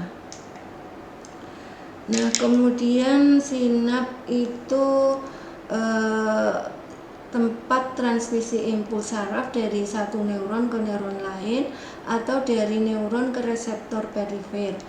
Transmisi impuls saraf secara kimiawi penerusan impuls saraf lewat senyawa kimia atau neurotransmitter. Ini paling umum neuron ke otot ya. Kalau listrik yang tipe mengantarkan listrik itu penerusan impuls saraf melalui ion-ion melintas bebas melalui saluran-saluran pada gap junction atau nexus. Ini jarang terdapat pada sistem saraf pusat mamalia. Ditemukan di beberapa tempat di batang otak, retina dan korteks cerebrum. Nah, ini gambarannya ya. Ini sel neuron, ini sinapnya. Nah, kalau kita gambar yang skematis yang lebih besar, gambarannya seperti ini. Ini akan dibahas banyak di fisiologi. Kemudian tadi ada prasinap atau photon sinap, itu berupa gelembung vesikel sinap 4-60 nanometer. Ada neurotransmitter. Kemudian ada celah sinap, lebarnya kurang lebih 20-30 nanometer, berupa filamen-filamen halus, dan postsinap itu reseptor neurotransmitter. Kemudian presinap itu terdiri dari neuron. Sel pasca sinap itu neuron di bagian dendrit, soma atau sepanjang akson atau jenis sel lain. Kemudian sinap antara neuron ke otot, neuromuscular junction. Sinap antara neuron ke lenjar, neuroglandular junction, ya. Ini apa namanya? Nah, ini gambarannya dari sinap. Ini ada vesikel, ini membrannya, kemudian ini pada membran sel, ya, terus masuk ke sini, ya, lewat sini. Ini ada pintu-pintu gerbang. Nah, ini akan dibahas banyak di biokimia dan di fisiologi, ya. Jadi saya di histologi tidak begitu banyak dibahas. Ini peristiwa adanya eksositosis, ya, keluarnya neurotransmitter dari sinap menuju ke sel yang ke postsinap, ya, dari presinap ke postsinap. Nah, ini gambarannya. Ini dari akson yang nantinya akan nempel di perikarion. Ini, ya, postsinap yang menerima rangsang. Ini presinapnya yang memberi neurotransmitter. Nah, tadi sinap berdasarkan jenisnya dapat dibagi menjadi ini, ya, aksodendrik, yaitu akson ketemu dengan dendritik, akson yang ketemu dengan perikarion. Kemudian akson aksonik, ujung akson ketemu dengan ujung akson. Dendrodendrik ini adalah ujung dendrit bertemu dengan ujung dendrit dari sel yang lain, ya, tentunya. Kemudian akson serat otot, yaitu akson yang ujungnya berhubungan dengan serat otot. Kemudian jika sebuah akson berbentuk sinap dengan badan sel atau sinap aksosomatik. Jika sebuah akson membentuk sinap dengan dendrit, maka sinap aksodendritik. Kemudian jika sebuah akson membentuk sinap dengan akson lain disebut sinap aksosonik. Nah, ini, ya, gambarannya sebuah sel saraf. Kemudian ini adalah ujung akson dari sel saraf yang lain, nanti akan nempel di perikarion atau nempel di ujung dendrit, aksodendrit, atau nempel di ujung akson, ya. Jadi ini tadi berdasarkan hubungannya ini tadi ada aksoaksonik, aksodendrit, ya, atau aksosomatik, ya. Kemudian neurotransmitter ini disintesa di perikarion atau dekat dengan ujung akson. Macam-macam neurotransmitter, ada asetilkolin, norepinefrin, gamma aminobutyric acid, dan enkefalin, dan sebagainya. Ini akan banyak dibahas di biokimia dan fisiologi. Kemudian transmisi impuls saraf pada sinap, ini ada aksi potensial yang bila di ujung akson akan membuka kanal ion kalsium. Ion kalsium kemudian akan masuk ke dalam ujung akson. Di samping itu ion natrium dalam senyawa kolin serta senyawa asetat juga akan masuk ke dalam akson lewat pompa natrium. Kemudian senyawa asetat akan diaktifasi menjadi koenzim A di dalam mitokondria. Kolin bersama asetil koenzim A dihasilkan oleh mitokondria, dan enzim kolin asetil transferase akan membentuk asetilkolin. Ini akan dibahas banyak di biokimia dan fisiologi, ya. Kemudian sinap ini juga akan dibahas banyak di fisiologi, ya. Ini nanti dibaca sendiri saja. pada PowerPoint-nya. Kemudian ini ya, ini juga ya. Nah, ini gambar yang tadi. Nah, ini juga. Kemudian degenerasi dan regenerasi sel saraf. Ini tadi sudah saya jelaskan bahwa sel-sel saraf itu jika rusak tidak akan dibentuk kembali. Jadi akan digantikan oleh sel glia atau neuroglia. Hasil-hasil penelitian pada akhir ini, sel-sel saraf pada sistem saraf pusat mengalami trauma yang menghancurkan maka tidak dapat diganti ya. Kemudian serat saraf tepi jika mengalami trauma atau luka atau terpotong, sel tersebut akan berusaha memperbaiki, melakukan regenerasi. Juluran saraf yang rusak akan memperbarui fungsinya selama bagian perikarion tidak mengalami kerusakan. Jadi kalau sistem saraf tepi itu tadi akan berusaha memperbaiki, melakukan regenerasi. Tapi kalau yang pusat itu tidak bisa ya. Jadi pusat itu di otak ya, jadi tidak bisa. Kemudian neuron itu memiliki keterbatasan kemampuan dalam beregenerasi jika terjadi kerusakan. Jika terjadi ini ya, tadi sudah saya sebut. Kemudian ini tadi sel saraf yang rusak di dalam sistem saraf pusat akan difagositosis oleh makrofag yang khas yaitu mikroglia. Tadi terus ruang-ruangnya akan digantikan oleh mikroglia, oleh sel-sel glia yang berproliferasi secara besar-besaran yang terdapat,nya itu di sekitar sel yang rusak tersebut. Kemudian adanya glial scar ini menghalangi proses perbaikan sehingga kerusakan sel saraf di dalam sistem saraf pusat itu sifatnya permanen dan tidak dapat diperbaiki. Nah, ini gambaran dari sel-sel saraf yang rusak yang tidak bisa diperbaiki. Kemudian untuk ini banyak dibahas di anatomi. Ini anatomi ya. Nah, saya kira ini juga anatomi karena seharusnya tandem ini ya, harusnya tandem sehingga untuk yang sudah dibahas di anatomi tidak akan saya bahas ulang di histologi ya. Nanti ini akan banyak dibahas di histologi. Yang ini juga ya. Jadi ini tadi mengenai gambaran penampang melintang medula spinalis, itu gambarannya seperti kupu-kupu. Nanti akan banyak kita bahas di praktikum ya. Sebagai garis besarnya saja bahwa di dalam medula spinalis itu mempunyai gambaran ya tadi seperti kupu-kupu. Ada terus di dalam gambaran yang seperti kupu-kupu itu disebut bagian medulanya atau disebut substansia grisia. Kemudian ada kornu anterior, lateral, dan posterior. Ini banyak sel saraf, banyak fasa darah atau pembuluh darah, kemudian tidak bermielin ya. Bagian tengah disebut substansia grisia atau substansia grisia atau bagian medula ini berbentuk kupu-kupu ya. Terus di tengahnya ada medula centralis, kanalis centralis ya.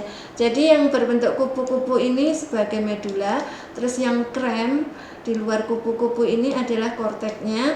Ini bagian tengah ini adalah kanalis centralisnya. Nah, bagian medula atau substansia grisea ini didominasi oleh neurositusnya atau sel sarafnya, sedangkan bagian kortek atau substansia alba ini didominasi oleh juluran saraf ya. Kemudian ini adalah kornu anterior yang di atas kornu posterior, dan ini yang di samping adalah kornu lateralis. Nah, kemudian nukleus di medula spinalis ini ya, ada kolumna grisea posterior, ini mempunyai kornu posterior, sel Golgi tipe 2 dan sel Golgi tipe 1 yang ada di kornu posterior. Kemudian kolumna grisea posterior ya. Kemudian di kornu lateral itu terdapat banyak sel autonom simpatis, kemudian sel-sel autonom parasimpatis. Kemudian di kornu anterior itu terdapat banyak nuklei motoris. Nah, ini gambaran skematis saja dari medula spinalis ya. Tadi ini adalah medulanya, jadi organnya itu medula spinalis.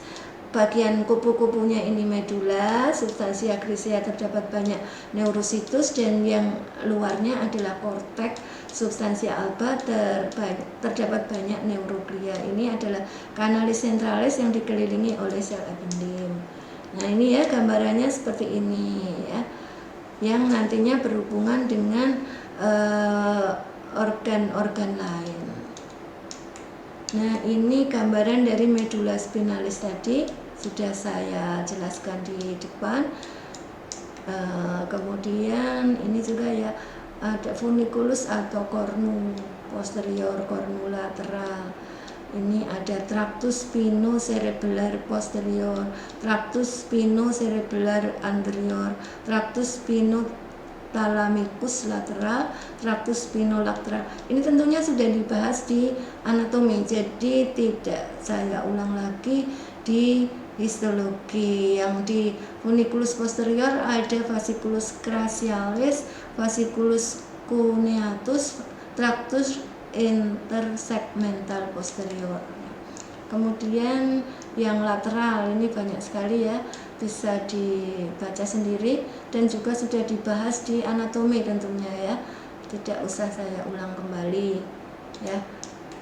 Kemudian ini pada anterior juga ya, bisa dibaca sendiri. Kemudian tentunya sudah dibahas di anatomi. Kemudian pada substansia grisea itu tadi terdapat neurositus, bagian perikarionnya ada neuroglia, pembuluh darah. Kemudian daerah berbentuk huruf H atau kupu-kupu tadi ya, terdiri dari ini 3 kornu.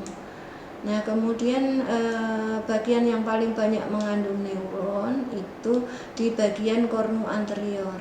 Sel saraf multipolar besar, inti besar, perikarion, akson hilok, kemudian akson keluar sebagai serat alfa, eferen, dan mempersarafi otot skelet. Kemudian kornu anterior banyak terdapat sel saraf multipolar yang kecil, akson keluar sebagai gamma, eferen yang mempersarafi sel otot infrafusal, gelendong otot, muskul spindle ya. Kemudian ini gambarannya tadi sudah saya sebut di depan. Kemudian ini juga sudah mengenai ini sel sarafnya ya, sudah ini ya. Kemudian mengenai letak-letaknya, serabut-serabut yang akhiran asal dan fungsi sama disebut traktus ya. Serabut-serabut di daerah tertentu disebut funiculus. Namanya ada traktus corticospinalis, fasciculus dorsalolaterales, traktus Lisaur. Kemudian yang serabut di radik posterior ini tentunya sudah dibahas di anatomi. Kemudian serabut di ini ya. Nah, ini secara anatominya. Nah, ini juga anatomi, tidak perlu saya ulang ke histologinya. Nah, ini juga anatomi ya. Kemudian cerebrum tadi ya. Cerebrum itu pada korteknya terdapat neuron, neuroglia, sel saraf, dan pembuluh darah. Ada 5 tipe, yaitu sel piramid, sel stelat, sel fusiform, sel horizontal, dan sel Martinotti. Nah, paling banyak adalah sel piramid. Ini terdapatnya paling banyak di korteks. Nah, ini ya. Jadi pada cerebrum itu didominasi oleh sel piramid, berbentuk piramid ya. Pada cerebrum pada bagian korteks itu terdiri dari 6 lapis, yaitu molekular atau plexiformis, ini terdiri dari dendrit, sel piramid, dan sel fusiform. Akson sel stelat, sel-sel horizontal. Kemudian granular, lapisan granular terdiri dari sel-sel piramid kecil dan sel stelat. Kemudian lapisan piramid luar, ini hanya sel piramid yang besar-besar saja, ya, didominasi oleh itu, ya. Jadi nanti kalau ada pertanyaan pada cerebrum lapisan mana sel piramid itu dominan, yaitu pada lapisan piramid bagian luar. Nah, kalau lapisan granular itu didominasi oleh banyak ditemukan sel stelat dan sel-sel piramid. Kalau lapisan piramidal dalam atau ganglionik itu terdapat sel piramid berukuran sedang dan sangat besar atau disebut sel batch. Nah, ini juga di sini juga terdapat sel-sel stelat dan sel-sel martinoti. Kemudian lapisan multiform atau sel-sel polimorfik itu terdapat sel-sel fusiform. Ini merupakan modifikasi dari sel-sel piramid dan sel-sel martinoti. Nah, ini gambaran dari cerebrum. Kalau di medula spinalis tadi ini batas antara korteks dan medula itu sangat jelas. Kalau di cerebrum itu kurang jelas. Mengenai lapisannya tadi sudah saya singgung di depan. Ini dari luar, ya, substansi kriya. Jadi perlu diingat bahwa di cerebrum itu bagian korteks itu justru yang diberi nama substansia grisea, sedangkan yang di bagian medula itu diberi nama substansia alba. Jadi kebalikannya, jangan sampai keliru, ya. Demikian juga yang di cerebellum, yang di bagian korteks itu substansia griseanya, dan di bagian medula itu substansia albanya. Nah, pada cerebellum itu bagian korteksnya terdiri dari 3 lapis. Ada lapisan molekular, lapisan ganglion atau ganglionare, ya, stratum ganglionare, dan lapisan granular atau stratum granulare. Molekulare ini sel stelat luar dan basket atau di bagian dalamnya. Kemudian ada akson dan dendrit dan banyak neuroglia. Kalau lapisan ganglionare atau stratum ganglionare itu hanya dilapisi oleh sel-sel Purkinje saja, besar-besar satu lapis. Kemudian yang granular itu terdiri dari sel-sel saraf yang kecil-kecil dan rapat, ya, kecil-kecil dan rapat. Kalau yang molekulare itu agak besar tapi renggang-renggang, letaknya di korteks bagian luar, ini di tengah, dan granular itu yang berbatasan dengan medula, jadi agak dalam. Nah, ini, ya, gambarannya. Ini tadi yang molekulare, ini ganglionare, dan ini yang granulare atau granulosum. Ini, ya, ini yang stratum molekulare, ganglionare, granulare. Nah, kemudian pada cerebellum itu ini perbesaran kuat dari cerebellum. Ini yang molekulare, ini ganglionare yang terdiri dari selapis sel Purkinje, kemudian ini yang granulare. Nah, ini cerebellum, ini, ya, di dalam medulanya ada serat saraf, ada serat jaringan ikat, ada neuroglia dan fibrosit. Kalau tadi yang berlapis-lapis tadi adalah korteksnya, kalau ini adalah medulanya. Nah, ini gambaran dari horda spinalis, tadi sudah saya bahas di depan, ya. Ini batas, ini bagian dari substansia grisea dari medula spinalis. Kemudian mengenai lapisan-lapisan otak itu juga akan banyak dibahas di anatomi, ya, ini, ya. Tidak saya ulas lagi di biokimia. Ini, ya, ada arachnoid. Nah, ini akan banyak dibahas di anatomi. Meninges, ya. kemudian cairan cerebrovinal ya, ini juga akan dibahas di anatomi. Nah, kemudian fungsi dari flexus choroideus yaitu menghasilkan cerebrospinal ya. Cara sekresinya difusi yang difasilitasi glukosa dan asam-asam amino. Ini merupakan transport aktif vitamin B, C, dan asam folat. Ini gambaran dari plexus choroideus. Nah, ini juga plexus choroideus ya, ada lekuan-lekuan. Nah, ini adalah filus supra. Nah, kemudian mengenai sawar darah otak atau blood brain barrier, itu komponennya pembentuk dinding sel atau endotel, kemudian keberadaan taut sekap atau side junction atau ini ya, akan melapisi ruang antar sel-sel endotel dan mencegah lewatnya sel-sel zat-zat melalui ruang-ruang ini. Zat-zat harus melewati dinding kapiler darah lewat mekanisme mikropinositus, lamina basal sel endotel, kaki perivaskuler astrosit. Nah, ini gambaran dari blood brain barrier atau sawar darah. Ini ya, berfungsi mencegah masuknya substansia asing atau racun atau toksik atau benda asing dari pembuluh darah ke sistem persarafan. Ada side junction, permeabilitasnya dari pembuluh darah otak berkurang, tidak adanya fenestrasi pada sitoplasma endotel. Nah, ini gambaran histologis dari blood brain barrier ya.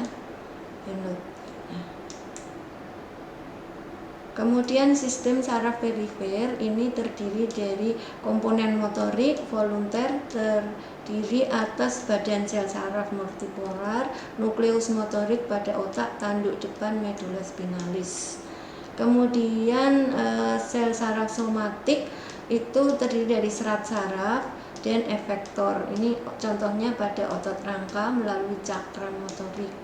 Nah, ini juga tentunya akan dibahas banyak di anatomi ya, fungsinya mengontrol organ dalam tubuh melalui serat saraf efferent umum atau vesicular motor, mempersarafi otot polos, otot jantung, dan kelenjar. Nah, ini sistem saraf perifer itu terdiri dari badan sel atau sel saraf pertama, kemudian sel saraf kedua terletak pada ganglia otonom, aksonnya biasanya tidak bermielin. Kalau yang di sistem saraf, kalau sel saraf pertama itu terletak di saraf pusat, aksonnya biasanya bermielin. Kemudian sel saraf, serat saraf itu saraf paraganglion bersinap dengan serat postganglionik. Serat saraf ganglionik aksonnya keluar dari ganglion untuk mencapai organ efektor. Kalau efektor itu pada otot polos, otot jantung, kelenjar. Nah, susunan saraf autonom itu fungsinya mempertahankan keseimbangan fungsi tubuh atau homeostasis yang diatur, sekresi kelenjar, kontraksi dan kecepatan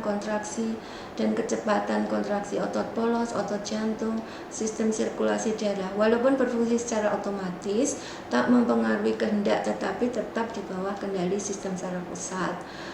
Pusat koordinasi antara sistem otonom dengan sistem persarafan lain terdapat di hipotalamus. Ini sistem persarafan simpatis itu ini juga banyak dibahas di anatomi ya. Kemudian ini ciri khas ya, ini juga banyak di anatomi. Kemudian ganglia. Ganglia itu merupakan kumpulan neuron yang terdapat di luar susunan saraf pusat. Nukleus kumpulan neuron di sistem saraf pusat yang mempunyai fungsi tertentu. Macamnya ada kraniospinal atau ganglion spinalis dan ganglion autonom simpatis atau ganglion parasimpatis. Jadi ada ganglion simpatikum dan ganglion spinalis. Nah, nanti pada praktikum akan dilihat penampang melintang ganglion spinalis, ganglion spinale dan ganglion simpatikum. Nah, jenisnya ini ada yang autonom dan yang parasimpatis, yang bersimpai jaringan ikat. Karakteristiknya ini bersimpai jaringan ikat, lebih kecil daripada ganglion kraniospinal dan multipolar, mempunyai sel-sel satelit yang jumlahnya lebih sedikit. Kemudian ini ganglia simpatis ya, itu terdiri. Dan ciri khas yang lain, kalau ganglion spinale itu letak inti di tengah, ukurannya besar. Terus kalau ganglion simpatikum itu letak intinya di tepi dan ukurannya kecil. Kalau ganglion spinale itu sel satelitnya tampak jelas, kalau pada ganglion simpatikum itu sel satelitnya kurang tampak jelas pada pengamatan ya. Ini ganglion. Nah, ini juga akan banyak di ini penampang melintang saraf perifer. Ini ya, kalau melintang itu tampak bulat-bulat ya. Ini ada inti sel swan, terus yang di tengah ini adalah aksonnya. Selubung saraf ini tadi ya, yang di tengah ini adalah akson, diselubungi oleh myelin. Terus yang di tepi-tepi ini adalah inti sel swan. Selubung saraf tadi akson diselubungi oleh selubung myelin yang dibentuk oleh sel swan. Pada serat saraf takbir myelin, satu sel swan menyelubungi beberapa serat saraf. Pada serat saraf yang bermyelin, satu sel swan menyelubungi satu serat saraf. Jadi bedanya ini, kalau yang pada yang bermyelin, satu sel swan menyelubungi satu serat saraf. Kalau yang pada saraf yang tak bermyelin, satu sel swan menyelubungi beberapa sel saraf. Kemudian selubung myelin, ini lapisannya melingkari akson, tersusun secara konsentris, dibentuk oleh lipid dan neurokeratin ya. Dengan mikroskop cahaya tampak silindris yang terputus-putus, ada celah yang disebut nodus Renville tadi ya. Pada bulasan perak nodus Renville akan terisi oleh endapan perak, dikenal sebagai palang Renville atau nodus Renville.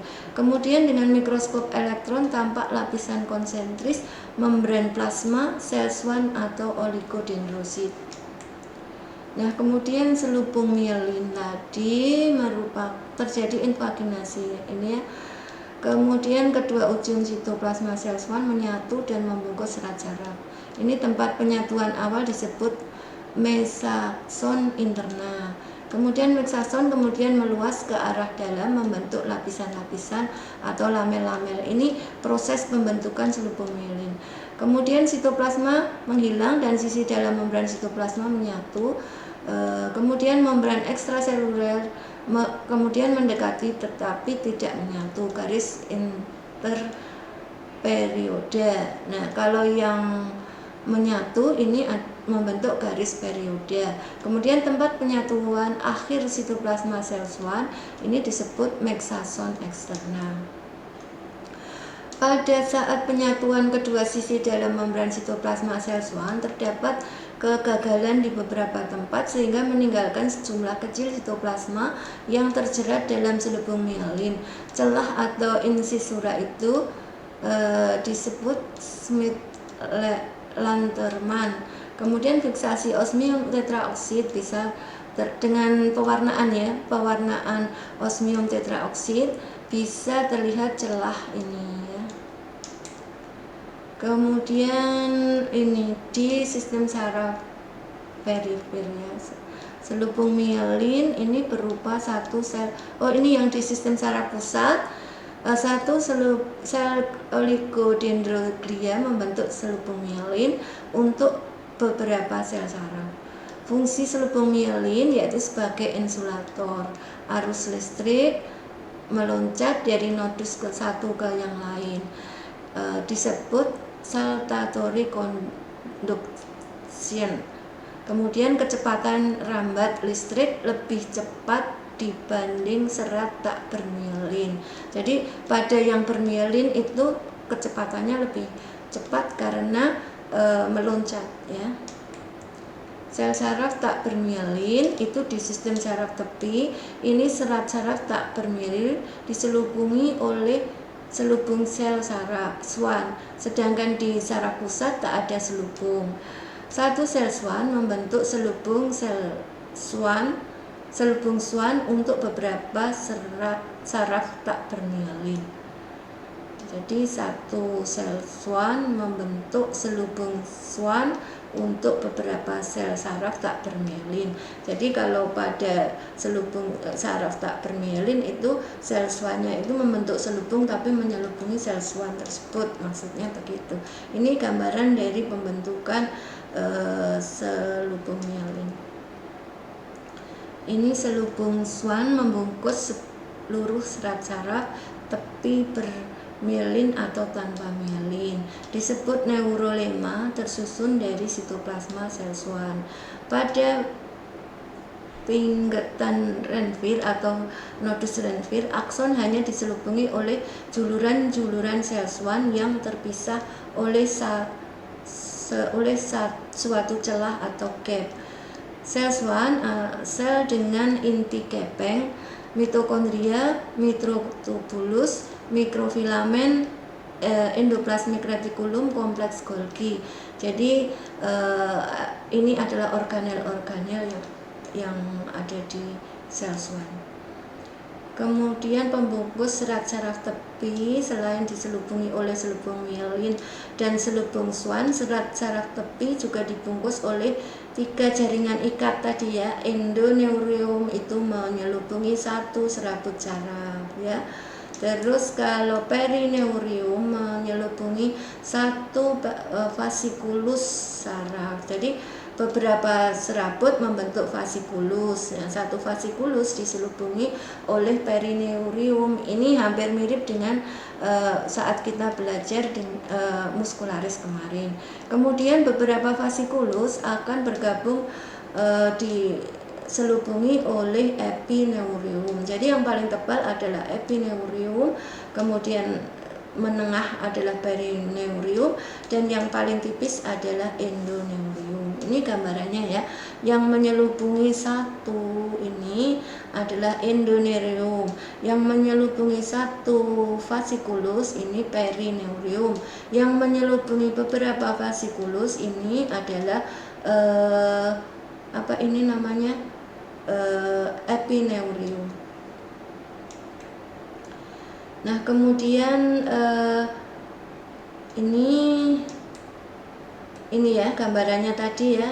Kalau yang endo itu yang ini satu serabut, kemudian satu vasikulus peri, terus beberapa vasikulus epi. Nah, 3 kelompok ujung saraf ini pada otot skeletal bentuknya cakram, motorik, efektor, gelendong, otot, muskulus spindle ini sensorik atau eferen. Kemudian pada epitel ujung akhir sarafnya bebas. Pada jaringan badan Vater Pacini, badan misteri dan lain-lain. Ini contoh ujung-ujung saraf yang ada di nah ini misalnya ya, ini adalah ujung saraf pada kulit.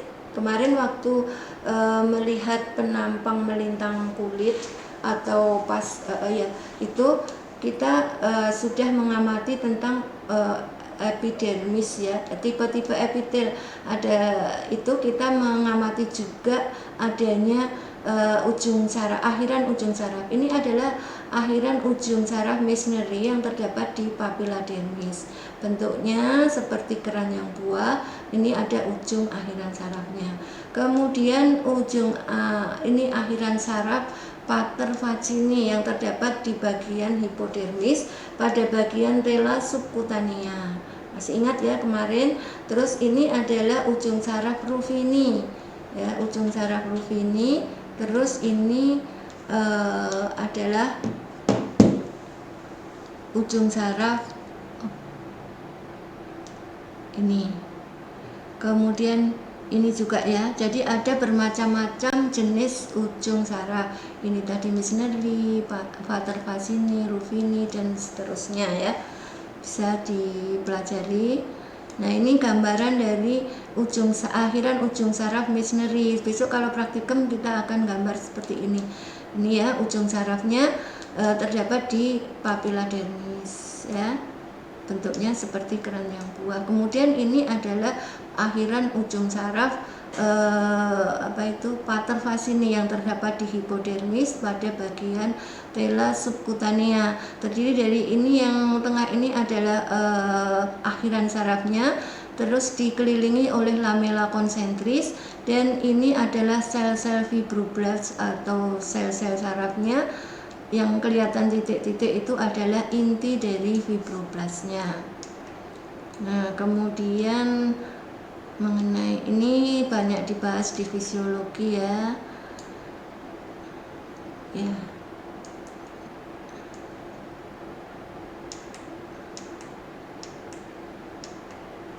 Ini saya kira yang banyak di fisiologi.